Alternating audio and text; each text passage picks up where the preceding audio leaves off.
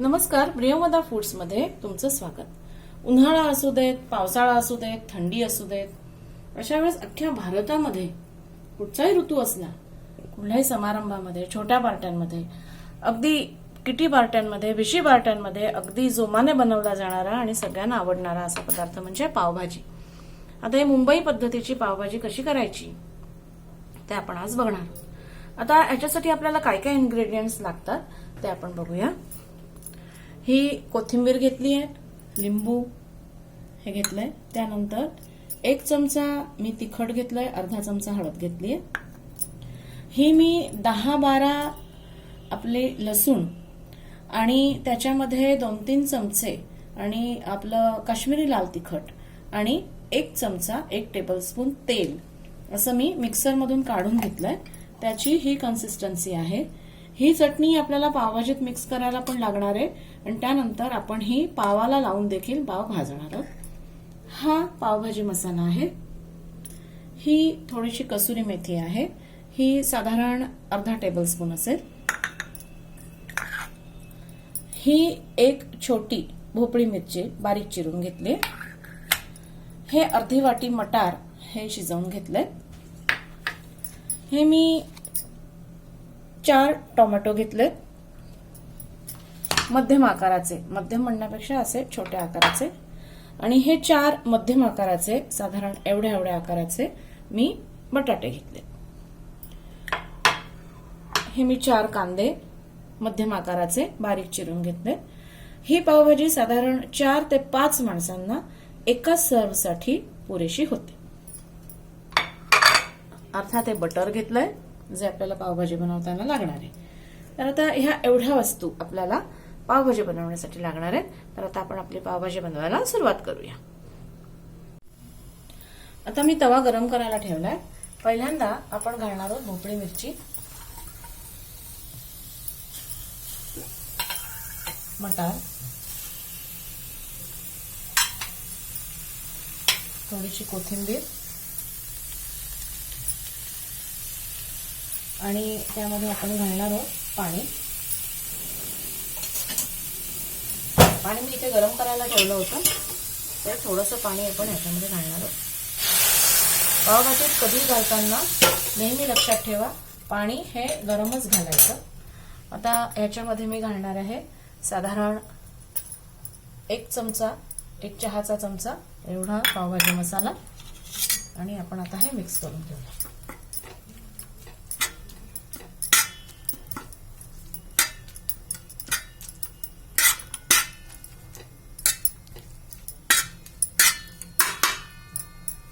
Gas मी मोठा करते थोडासा, आणि आता ह्यामध्ये आपण घालायचंय थोडंसं बटर।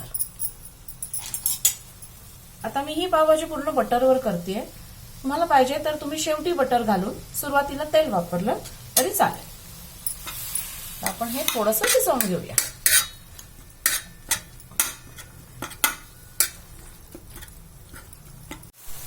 प्रत्येक स्टेजला आपण त्या इन्ग्रेडियंट साठी लागेल असं मीठ घालत जायचं। मी घालते, तुम्हाला जर नसेल अंदाज येत की नाही आपल्याला हा मीठ कदाचित जास्त होईल तर शेवट घातलं तरी चालेल। आता हे बऱ्यापैकी मटार आपण तर शिजवूनच घेतले होते, भोपळी मिरची पण थोडीशी मऊ झाल्यासारखी दिसतीये। आता आपण ह्याच्यामध्ये घालायचं आहे आपण हा स्मॅश करून घेतलेले मीडियम आकाराचे 4 बटाटे। तर ओबडधोबड केलेत मी स्मॅश, कारण काय नंतर आपल्याला ते स्मॅशरने स्मॅश करायचेच आहे। बटाटे घालायचे,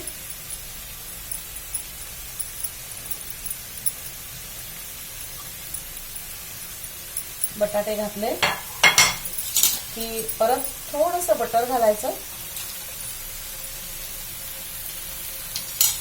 थोडासा। आता हे मी लाल तिखट आणि हळद घालून टाकते। हळद नाही घातली तरी चालते, पण मला आवडते हळद आपल्या जवळजवळ सगळ्या जेवणात असते, आणि तिने काही थोडीशीच घातल्यामुळे त्याचा काही रंगात किंवा ह्याच्यात काही फरक नाही पडत। आता हे आपण पावभाजी मसाला पण घातला, थोडं बटर घातलं, मसाला आपण हा मिक्स करून घेऊ। एकदा मिक्स झालं ना की आपण त्याच्यात जेवढा बटाटा होता ना तसं थोडंसं मीठ घालून घेऊ.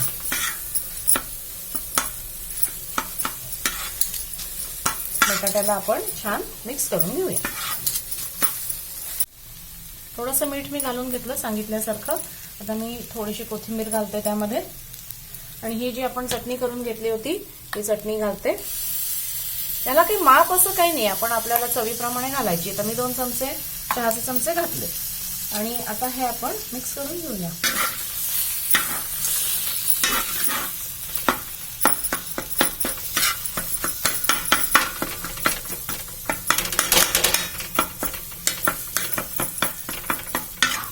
आणि मी आता काय करणार आहे, त्याच्यामध्ये थोडंसं पाणी घालणार आहे.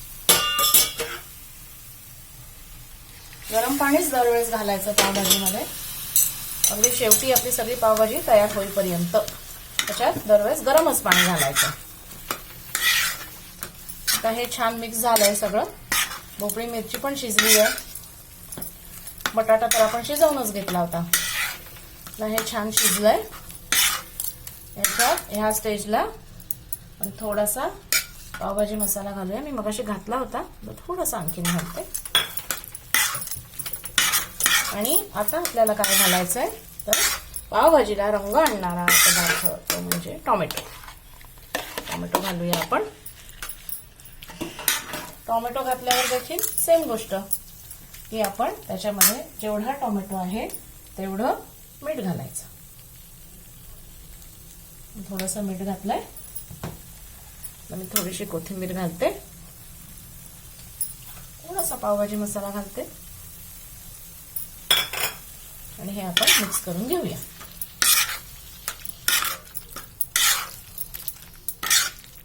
आणि आपल्याला आता हा टोमॅटो यामध्ये शिजवून घ्यायचा आणि मग आपण स्मॅशर वापरायचा.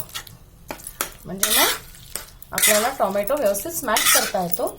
आणि पाणी आता जास्त घालू नका, का ते मी तुम्हाला नंतर सांगते.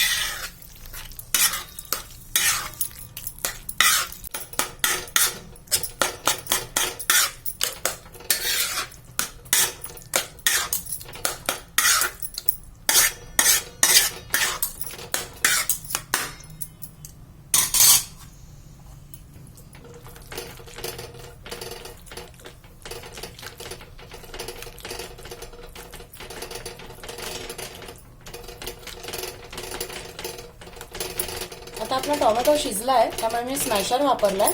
टोमॅटोला थोडासा स्मॅश करून घेऊ आणि मग आपण त्याच्यामध्ये कांदा घालायचा आहे, तो आपण घालून घेऊया. नंतर मी दाखवते तुम्हाला.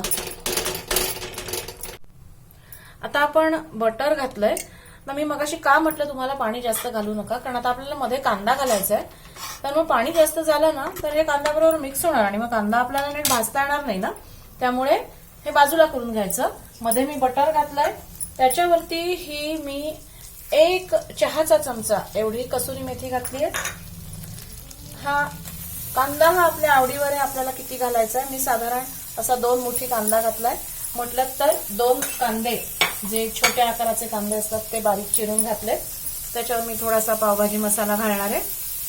त्यानंतर थोडी कोथिंबीर घालणार आहे आणि ही जी आपण चटणी तयार करून घेतली होती ती चटणी 2 चमचे घालणार आहे. 2.5 चमचे घातले मी. आणि आता ह्याच्यावर आपण लिंबू पिळायचंय. मी हे छोटंसं लिंबू थोडंसं पिळून घेतलंय. हे आपल्याला आंबटपणा किती हवा ना त्याच्यावर अवलंबून येते. आपल्याला जास्त लागला तर आपल्याला नंतर घालता येतं. आणि मी आता आपल्याला कांदा जेवढा आहे तेवढं त्याच्यावर मीठ घातलंय. मगाशी म्हटलं तसं आपल्याला जर अंदाज नसेल तर आपण मीठ अगदी शेवटी सगळ्यांना मिळून घातलं तरी चालेल. त्याने काही फारसा काही फरक पडत नाही. तर हे असं मिक्स करून घ्यायचं. 1-2 मिनिटं परतून घ्यायचा कांदा, म्हणजे तो त्या बटरवर चांगला भाजला जातो. आपण आधीच जर तो पावभाजीत मिक्स केला ना तर त्याला आपल्याला परतता नाही येत. त्यामुळे मी बाकीची पावभाजी अशी बाजूला करून घेतली आहे आणि मग मध्ये कांदा घातलाय. आणि कसुरी मेथी मात्र नक्की घाला. कसुरी मेथीमुळे त्याला एक सुंदर सुवास, म्हणजे जो आपण बाहेर पावभाजी खातो की नाही गाडीवर वगैरे, आपल्याला आवडते की बाबा हा वास कशामुळे येतो. तर ह्या ज्या मी काही तुम्हाला गोष्टी सांगितल्या ना त्यामुळे येतो की हा कांदा कसा परतून घ्यायचा किंवा त्याच्यामध्ये कसुरी मेथी कशी घालायची, दरवेळेस अधेमध्ये कोथिंबीर घालायची, त्या ह्या सगळ्या गोष्टींचा स्वाद ना त्या पावभाजीला येतो. आता आपण ही सगळी मिक्स करूया आणि मिक्स करून घेतली की मी त्याच्यात थोडं थोडं पाणी घालत जाऊन त्याला आता स्मॅशरने मी मिक्स करणार आहे. म्हणजे तो आपला स्मॅश होईल आणि तिचं टेक्स्चर पण आपल्याला जशी बाहेर मिळते तसं टेक्स्चर तिचं व्हायला लागेल.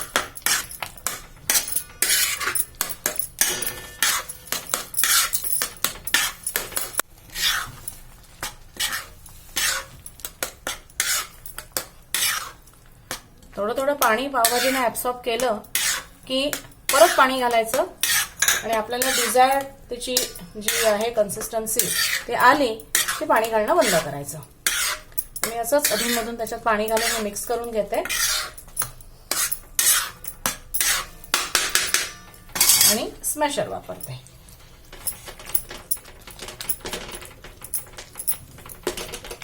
पाणी मिक्स झालं, पुन्हा पाणी कमी झालं की परत पाणी घालायचं. आपल्या डिझायर कन्सिस्टन्सी येईपर्यंत पाणी घालायचं, पण लक्षात ठेवा पाणी गरम पाणीच घालायचं हा, दुसरं थंड पाणी नाही घालायचं. त्यामुळे काय होतं तिचं टेम्परेचर परत डाऊन होतं आणि मग ते आपल्याला नीट स्मॅश नाही करता येत.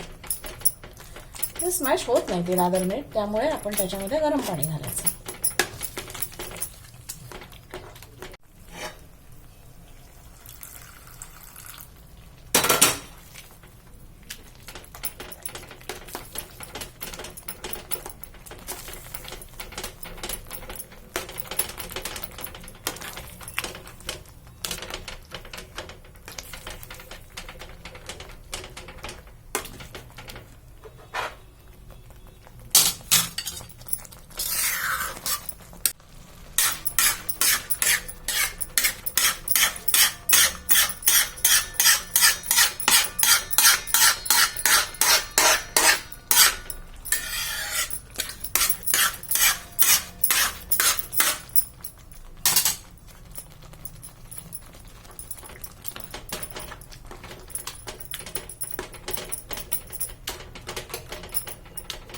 आता आपली पावभाजी झाली आहे, तिचं टेक्स्चर देखील व्यवस्थित झालंय. आता मी फक्त एक शेवटची गोष्ट करणार ती म्हणजे त्याच्यामध्ये बटर घालणार आहे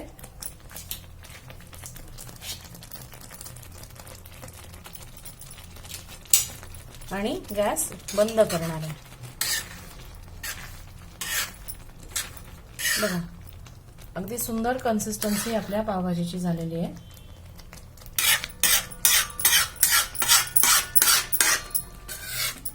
बटर आपण घातलाय आतमध्ये. आता मी गॅस बंद करून टाकते.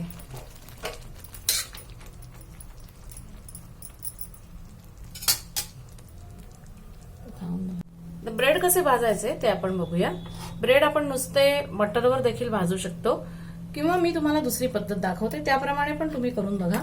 मी हे 1 चमचा बटर घेतलंय आणि ते गरम करायला ठेवलंय. त्याच्यामध्ये ही मी अर्धा चमचा आपली जी चटणी आपण तयार केली होती ती टाकली आहे. त्याच्यामध्ये मी चिमूटभर पावभाजी मसाला टाकलाय आणि त्याला मी आता असं मिक्स करून घेते. गॅस लहान करायचा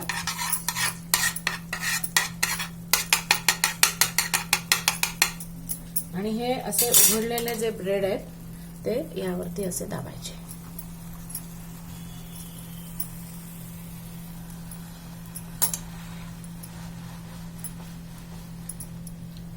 आणि मग त्यांना बंद करून हे बघा आतमध्ये सगळीकडे त्याला चटणी लागली आहे. आणि मग आता त्याला दोन्ही बाजूनी परत थोडंसं बटर खालती टाकायचं आणि त्यांना भाजून घ्यायचं.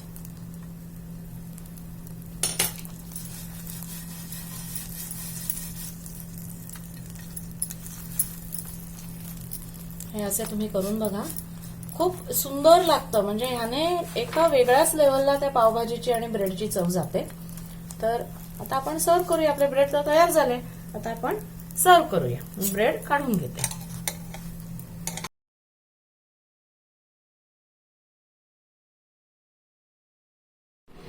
तुम्हाला जर माझ्या रेसिपीज आवडत असतील तर आणखीन तुम्हाला कोणत्या रेसिपीज बघायला आवडतील तेही मला सुचवा. त्यानंतर माझ्या चॅनलला सबस्क्राईब करा आणि मित्रमैत्रिणींमध्ये जरूर शेअर करा. तुमच्या कमेंट्सची मी वाट बघते. धन्यवाद.